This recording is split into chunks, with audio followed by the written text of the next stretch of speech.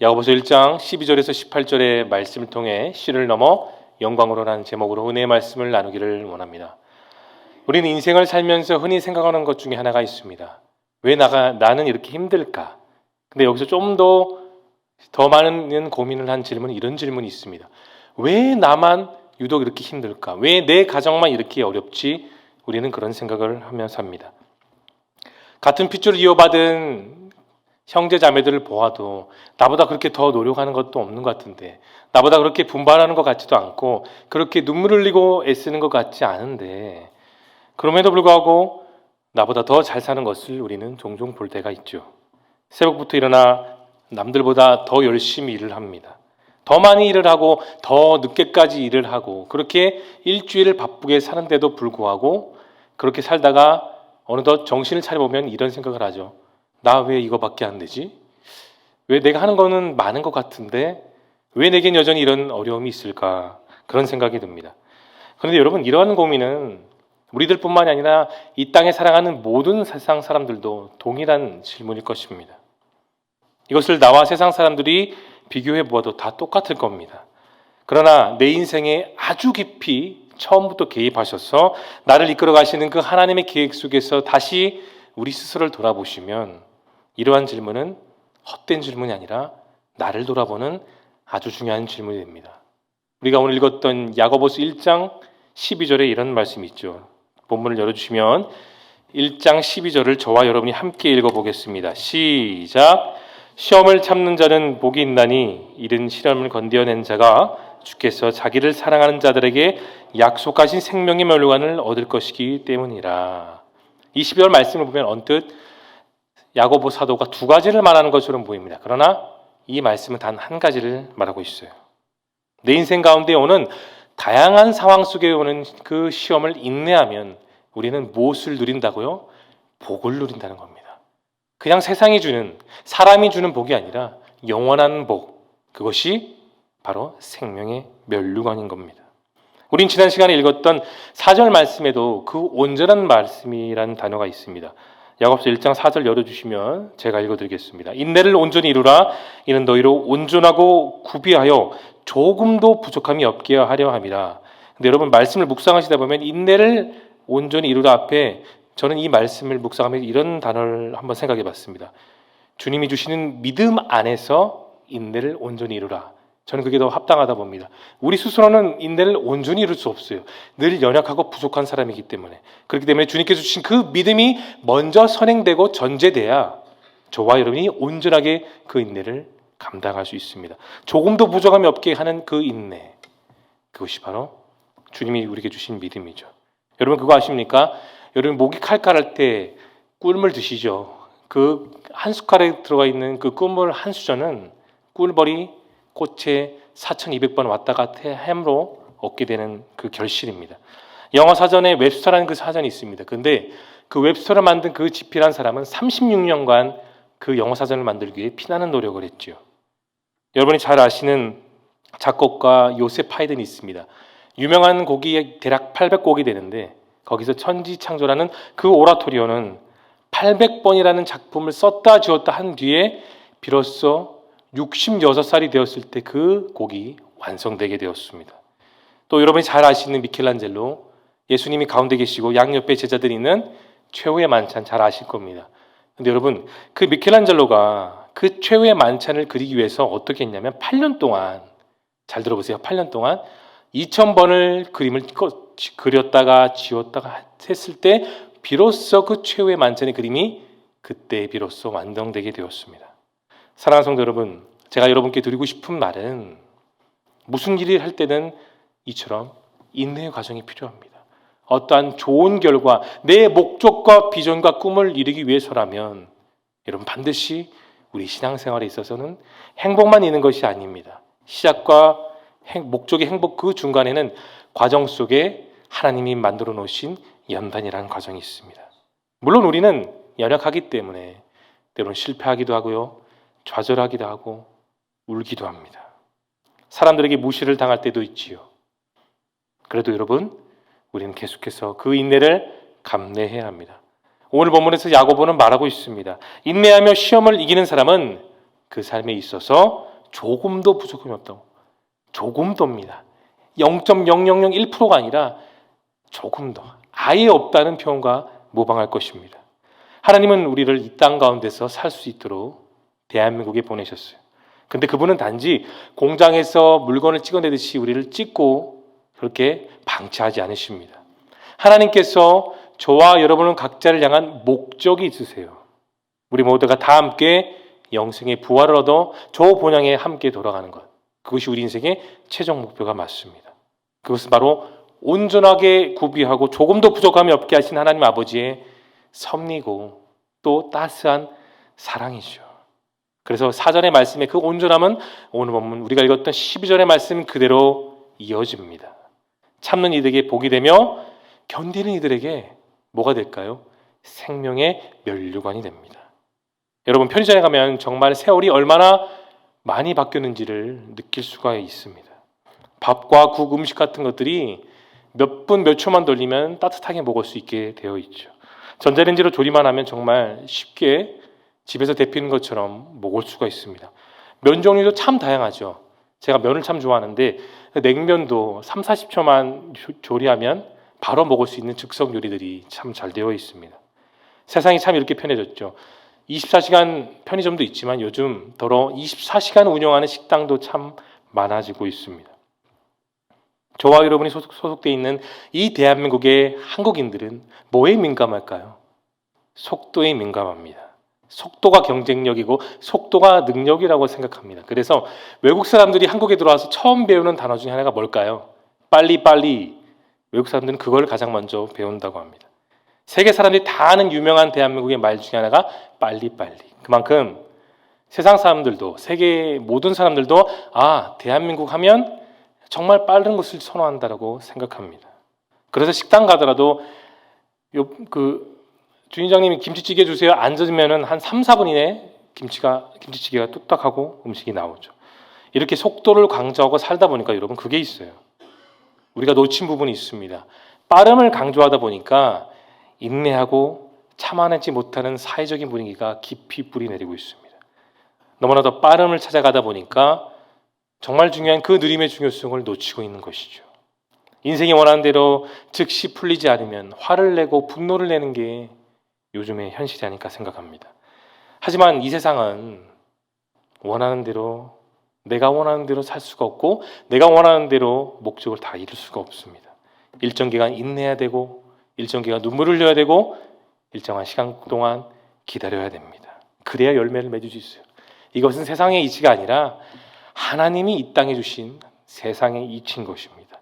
이 시대를 살아가는 저와 여러분에게는 믿음 못지않게 인내가 필요합니다. 히브리서 10장 36절에 이런 말씀이 있습니다. 여러분의 목소리로 히브리서 10장 36절 읽어보겠습니다. 시작.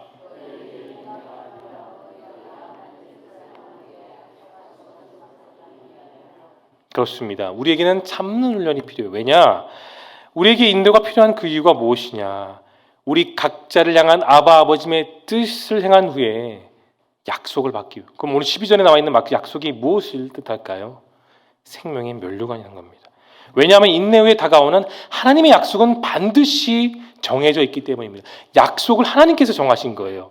사도들이 정한 것이 아니고요. 아버지께서 정하셨습니다. 그 약속은 저와 여러분들이 지금껏 해왔고 앞으로도 계속해야 되는 신앙의 목표입니다. 사랑하는 성도 여러분, 편한 것, 빠른 것, 내가 원하는 것만 좋아하는 이 시대에서 참아내는 훈련은 정말 힘듭니다. 정말 힘듭니다. 기다리신 하나님의 섭리를 우리가 이해하게 되면은 그 인내의 과정에 뒤를 돌아봤을 때 아버지께서 이 상황에 나를 이렇게 인내하셨다는 것을 우리는 깨닫게 됩니다. 나를 기다리신 하나님의 인도하심을 경험하게 될 때 분명하게 놓여져 있는 사실은 그 하나님의 축복이 우리에게 온전히 채워집니다. 그것을 꿈꾸고 바라고 소망하는 저와 여러분 모두가 되실 수 있기를 예수님의 이름으로 축원합니다. 여러분, 교회 안에는 참으로 다양한 분들이 계시죠. 공부를 많이 하시고 또 해외로 유학을 다녀오신 분들도 더러 계시고 또 형편이 안 돼서 공부를 많이 배우지 못하시는 그런 분들도 더러 계십니다. 근데 만일 단지 학교에서 학위를 받는 것만을 목적 삼아 공부하는 사람이 있다고 한다면 그 학생은 공부에 아무런 목적과 보람을 느끼지 못할 겁니다. 남들보다 더 일찍 일어나서 도서관 가서 씨름하고 고민하고 하루 종일 공부하는 그런 사람들은 내가 이제 앞으로 받을 학위에만 목숨 걸지 않아요. 학위 자체에 승부를 걸지 않는다는 겁니다. 학위를 넘어서 더 원대한 꿈과 비전과 목적을 향해 그들은 그렇게 공부합니다. 더 많은 학문을 배우기 위해서도 있고 더 좋은 직장에 취업해서 더 좋은 환경 속에서 일하기 위해 남들과 다르게 더 노력하고 더 눈물을 곱씹는 사람들이 우리 주변에 참 많습니다. 그것이 바로 그들에게 있어서 공부의 이유입니다. 그렇다면 우리가 이것을 말씀으로 한번 넘어와 보겠습니다.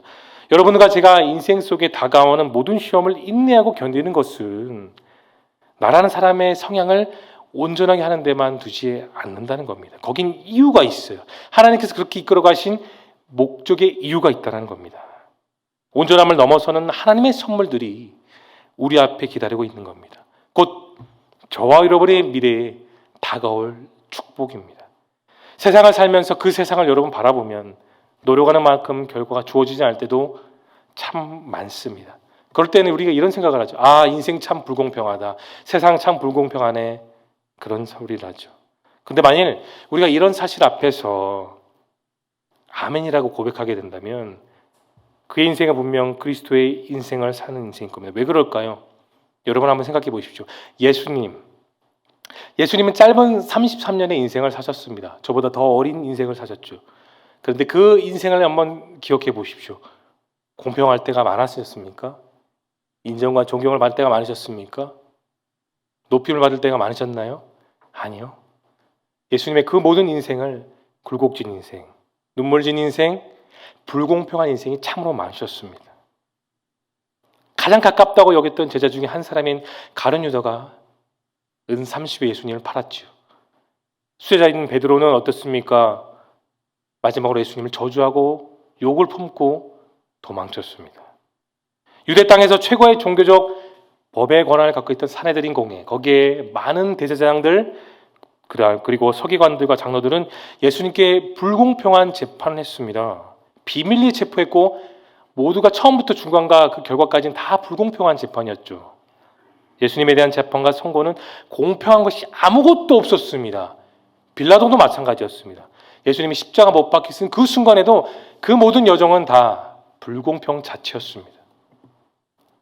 예수님은 그 불공평을 맞서서 이 땅에 선한 일을 위해 오셨습니다. 세상의 모든 잘못된 것들, 불공평한 것을 완전히 무너뜨리시기 위해서 예수님은 그렇게 자신이 희생하셨습니다.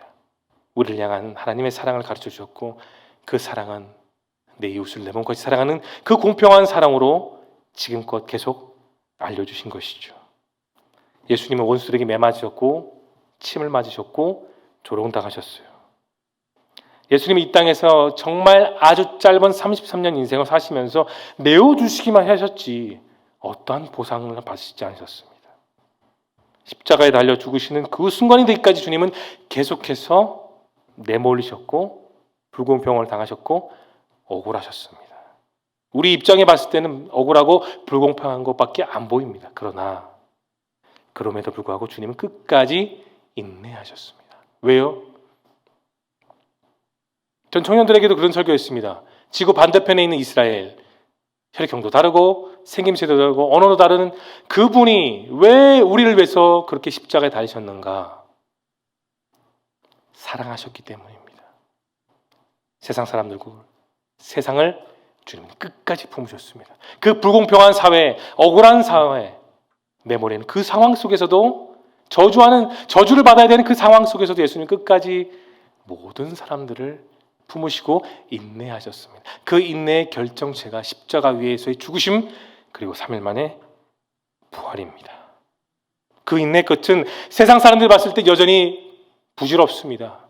아무 쓸모가 없게 보여요. 그러나 주님을 믿는 우리들에게는 부활의 증거가 되셨습니다. 확실하게 믿는 은혜가 되신 거죠. 또한 주님께서 세상을 이기심으로 우리 역시 세상을 이기는 능력을 그대로 부여받았습니다. 그것이 바로 십자가 사건이에요. 그전에는 우리가 받지 못했어요. 또한 제자들 역시 불완전한 사람들이었죠. 그러나 그 십자가 부활사건 이후로 오순절의 역사 이후로 제자들은 드디어 강한 군사로서 인내를 갖고 끝까지 자신을 들여 사도로서의 본분을 지키며 살아갔습니다. 사랑하는 성도 여러분, 여러분의 인생 가운데 억울함이 묻어날 때, 힘들 때, 내가 과연 이것을 해낼 수 있을까? 그런 생각이 물밀듯이 차오를 때 다른 것 바라보지 마시고 내 눈을 들어 예수님을 바라보십시오. 그분이 겪으신 일들을 생각해 봐야 됩니다. 주님은 시험을 참으심으로 승리하셨습니다. 그렇게 본이 되시기 위해서 그 뜻대로 우리가 그 길을 가게 하시기 위해서 예수님은 친히 십자가에 달리셨고 인내하셨습니다. 여러분 믿으십니까? 죽음을 이기셨습니다. 주님을 믿는 우리 모두에게 생명의 면류관, 그 12절에서 말씀하시고 계시는 생명의 면류관을 주시기 위해 친히 달리시고 본을 보이시고 부활하심으로 여진 후에 뜨거운 증거가 되십니다. 예수님이 당하신 모든 일을 집중 목격한 베드로는 베드로전서 2장 20절 그리고 21절에서 이렇게 고백합니다. 20절과 21절을 여러분의 큰 목소리로 한번 읽어보겠습니다. 시작!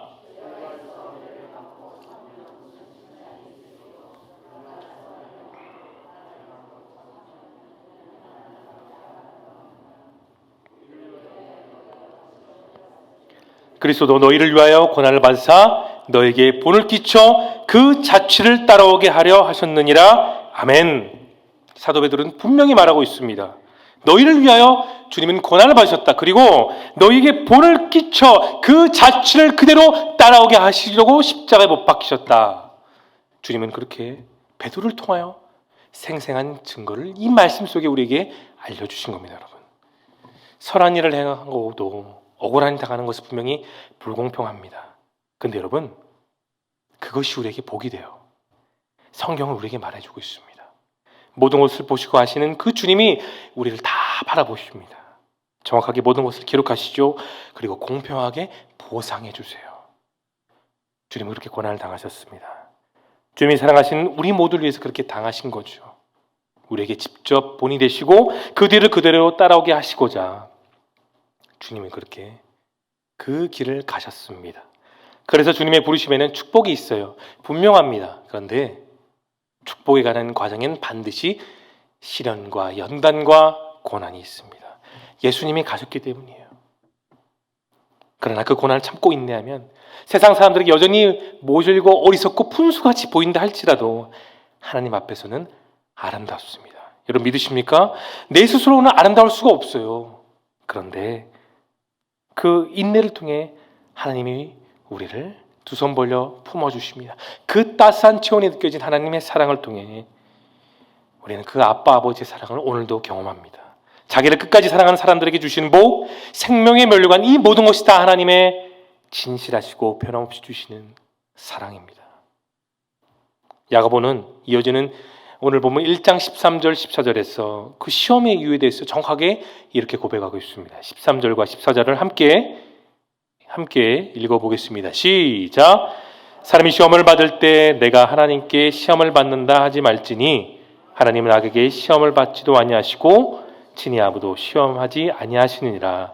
오직 각 사람이 시험을 받는 것은 자기 욕심에 끌려 미혹됨이니 하나님은 자신을 믿고 사랑하는 자들에게 시험하지 않으십니다. 다만 우리들이 이 세상에 물들지 않고 주신 말씀대로 잘 살아가기 위해 연단하시는 것은 있어요. 훈련은 반드시 있습니다. 여러분, 고난의 목적은 그리스도와 함께 다스리도록 우리를 훈련하시는 데 있습니다. 신실하게 순종함으로 하나님께 주신 그 말씀의 기쁜 뜻을 우리의 삶 가운데서 바라보게 하시기 위함입니다. 약속을 기업으로 받은 승자가 되는 기회를 주시기 위해서 우리는 그렇게 걸어가고 있어요. 여러분이 당하는 환난을 여러분의 인생 저울 한편에 올려놓으십시오. 그리고 다른 한편엔 하나님이 주실 영광을 올려놔 보십시오. 그러면 어느 한쪽으로 쾅 하고 쏠리게 될 것입니다. 교회에서 제가 뒤에서 기도하다 보면 더러 눈물 흘리시고 흐느끼시면서 기도하는 분이 계십니다. 그런데도 도통 그렇게 열심히 기도하고 눈물 흘리지만 그럼에도 불구하고 종처럼 그 문제들이 해결되지 않을 때가 있어요. 내 자신의 문제가 있고 내 가정의 문제가 있고 내 건강의 문제가 있고 내가 경영하는 그 사업에 문제가 여전히 있습니다. 이런 일들 속에 하나님께서 의도하신 바가 무엇일까요? 성도의 영원한 기쁨을 더하기 위해서입니다. 물론 현재의 어려움을 극복하기 위해서 되는 기쁨은 우리가 느끼지 못할 때도 있습니다. 그러나 극복해야 될 어려움이 있을 때 우리는 그것을 극복하는 이기는 자가 될 수 있습니다. 예수 그리스도 안에서 우리는 극복할 수 있습니다. 우리는 평탄하고 안전하고 방해받지 않은 삶, 어느 누구나 예외할 것 없이 그렇게 살고 싶습니다. 평탄하게 살고 싶은 게 평범한 사람들의 그런 바람이죠. 그런데 여러분, 하나님은 저와 여러분들에게 또 다른 뜻을 갖고 계십니다. 그분은 계속해서 연단하시고 계속해서 훈련시키셔서 그분의 보좌에 앉아있는 예수님 옆에서 우리 역시 흠없는 그런 신실한 성도로서 살기를 원하십니다. 그래서 우리에게 계속해서 연단하십니다.